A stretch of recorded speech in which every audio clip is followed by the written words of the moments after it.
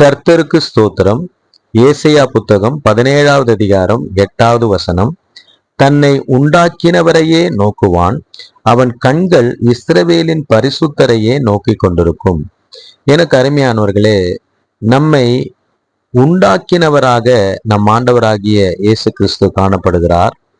நம்மை உண்டாக்கின நம் ஆண்டவராகிய இயேசு கிறிஸ்து பரிசுத்தராய் காணப்படுகிறார்.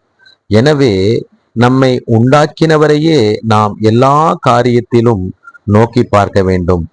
நம்முடைய கண்கள் நம்மை உண்டாக்கின பரிசுத்தராய் இருக்கிற இயேசு கிறிஸ்துவையே எல்லா விஷயத்திலும் நோக்கி கொண்டிருக்க வேண்டும்.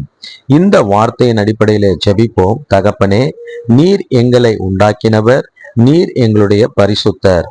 ஆண்டவரே, எங்களுடைய எல்லா காரியங்களிலும் நாங்கள் உம்மை முன்னிறுத்தி உம்மையே நாங்கள் நோக்கி கொண்டிருக்கிறோம். எங்களுடைய கண்கள் உம்மையே எதிர்பார்த்து நோக்கி கொண்டிருக்கிறது.